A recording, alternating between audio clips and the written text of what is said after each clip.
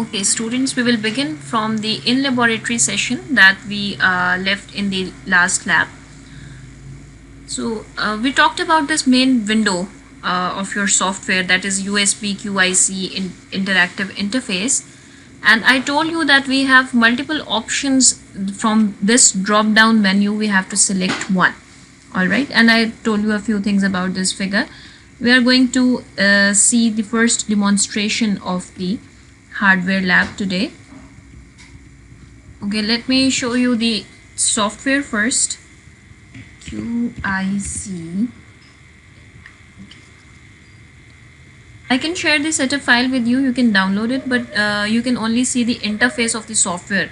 The problem is that unless it is connected with the hardware, you cannot see the working. But if you really want to see the different parameters and the interface, and you think that the video is not enough, and you really want to see it yourself, then I can share the setup file with you.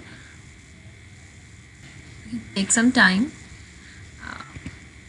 and this is the complete window, that is where we are going to work. So this was the drop down menu that I was talking about, and for the first lab we have to select modeling. And let's talk about these buttons first. This yellow button here, we click this button when we want to connect our software to the hardware, which means that once I click this and my hardware is connected, it means that the program that is present in the software will be downloaded in the microcontroller and it will start working. Without connecting this, without clicking this button, there will be no connection between the software and the hardware. It will be just a power plugged in motor controller kit. This is the play button, which means that it starts the control. So if we want to, if we have implemented specific techniques, for example, in speed control, we have implemented a particular controller type, and we want to begin our process, then we have to click this. And these are to control the output view, right? So I can pause the process somewhere. I can stop the plots. It doesn't mean that the motor stops. It means that whatever is appearing on the window constantly, this is a live plotting of the graphs, it will be stopped there if we want to stop it and analyze the coordinates. Okay, after that on the left hand side, you can see the first block is your digital scopes. These are the measuring meters. You can say that it's a multimeter, where there is also a measurement for speed in radians per second. So this is the current ammeter values and voltmeter values here. So they give you the digital values, and we can also find out the plots and curves here. Okay, after that we have a signal generator, and the signal generator is just like your just like your function generator in the labs. You can generate any type of signal from here, and you can select the values of amplitude and frequency.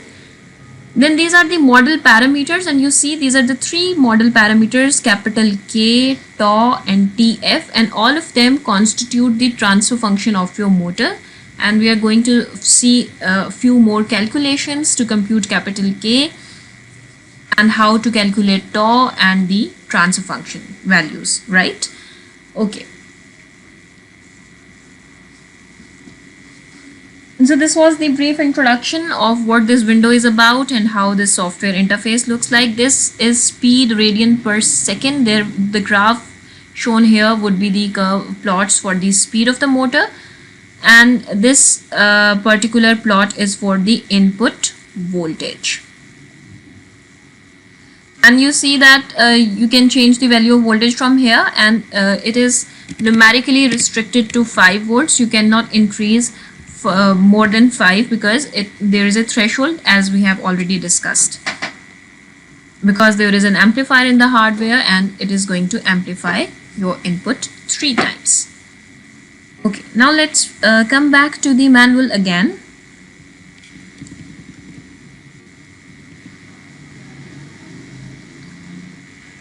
So the simulation of the system, it runs parallel with the hardware, and the output of simulation for model fitting and validation, I have just shown you how you can see the plots for speed.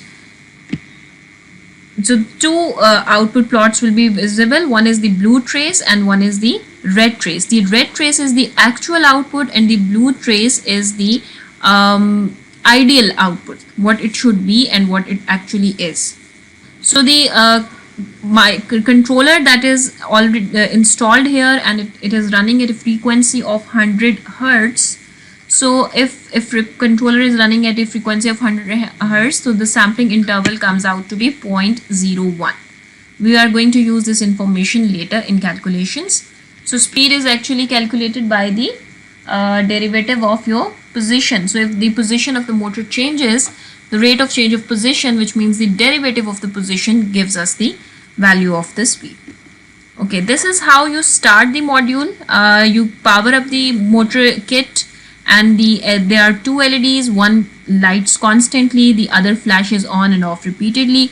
Then we press the reset button to reset everything that is already present in the controller, because we have to erase the programs, and after that we are supposed to burn our own particular program into the controller. So after launching the software, we select modeling from the drop down menu and connect by clicking that yellow button of the data source, right?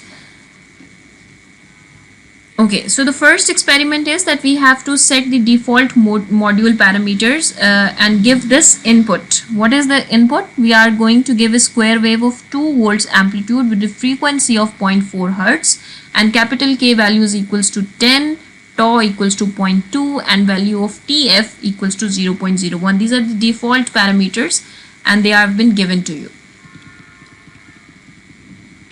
Okay, now first we have to calculate the, we have to answer these questions, and these steps are given. What are the tasks? They are given in these experimental procedures. So the first step is we have to run the system open loop by changing the voltage of the motor, and the motor voltage is set by the signal generator. Okay, the first thing is we have to observe what happens when we change the value of the amplitude. Then we have to compare that if we give maximum value 5 volt, what is the speed of the motor?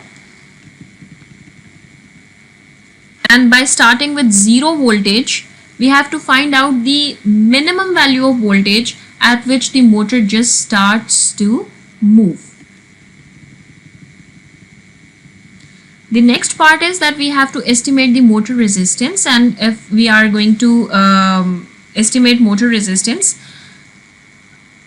there are few calculations that we have to do. What are those calculations? First of all, you might remember in physics lab you used to calculate zero error of instruments. Similarly, if we have not given any voltage to the motor, that we are selected 0 amplitude of the signal generator, it means there should be no current passing through it. So even if there is no voltage and you see some current flowing, or the digital scope tells you some value of the current, it means that that is the bias or the zero error.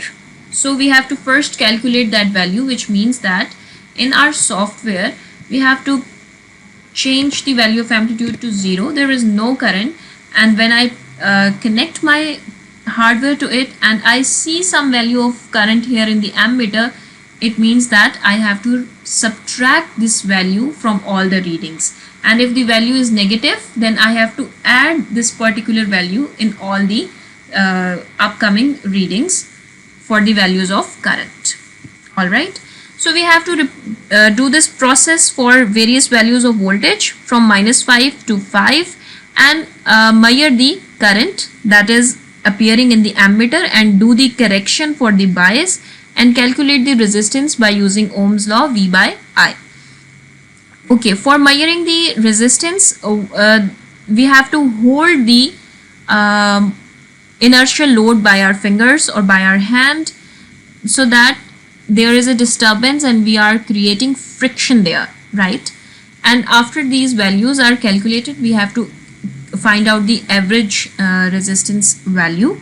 That is, we have to add up all these values and divide them with the number 10 because these are 10 values, and then we have to compare this value with whatever is provided in the manual by the manufacturers in table A2. So this is the procedure to calculate the resistance. Okay. After that, there is another important parameter, that is motor torque constant. And for motor torque constant, you know that tau is equals to Ki from the knowledge of electrical machines course, and we have already also done this in the previous lab. Now we are not holding the inertial load. We are making the motor free to spin. There is no resistance, ideally no resistance, but there would be some air resistance. So the motor is free to move, and now we have to calculate the value of current similarly as we have done in the previous part. So first of all, we have to find out the bias value of the current, and we have already calculated our average in the previous part, so we are going to use that value. After this, we have to keep changing the voltage from -5 to +5 and observe the measured speed. You see that in the scope section, the first one is the speed. It gives the value in radians per second. Okay, so we have to record the value of speed here and measured current here, and we have to find out K by using the value of current, omega and R, because you have derived a relation in the last lab for the value K.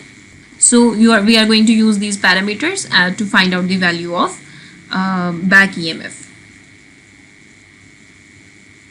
So Km is the volts second per radian. Then we have to average out these 10 values. Okay, this is just explanation of what we have done. Okay, for now this is enough. I am now going to embed the video clips that I have done for this lab. So next part would be those video clips. All right. Okay students, this is the hardboard, the hardware that I was talking about in previous labs. I have connected this to the AC power source in this power jack here, and I have connected the USB cable here. I've connected this USB cable to my laptop, and you see that there are two LEDs. One of them is blinking and one of them is constant. Right, so once we upload a program here, the status of these LEDs change. You will see how. Okay, so after connecting it to the data source, we have to click on the user switch button.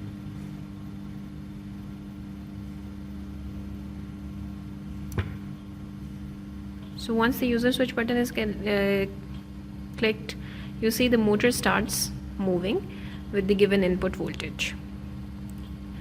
Clicking this button means that whatever the program we have selected in the software is now supposed to communicate with the motor hardware, right? So this is how the motor is moving on to the values of voltages that I have given. If I increase the value of voltage, the speed will definitely increase. But for now, the focus of the lab is different, so let us move to the software screen back. I mean 15. Okay, this 5 is actually 5, and now you can see the speed of the motor has rise. Mobile camera. Okay, I'm connecting it to the data source.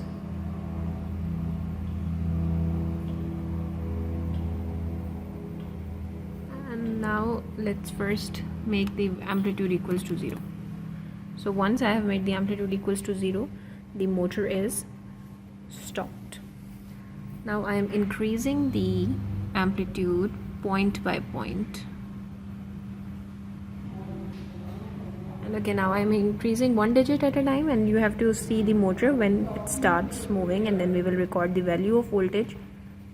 So you see the motor has begun to move slightly on 0.12. So the answer to this question is 0.12 volts.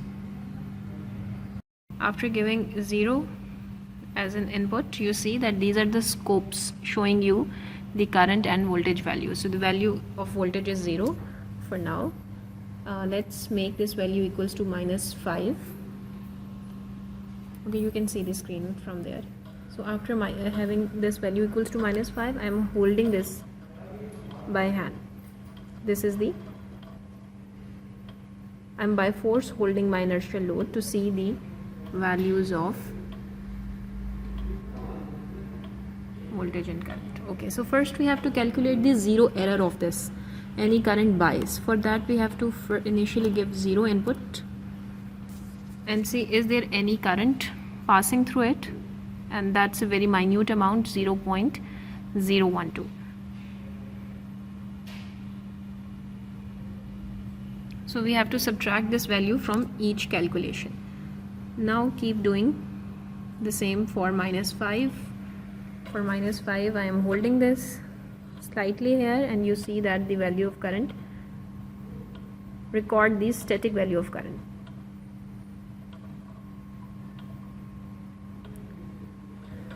Okay, now change the value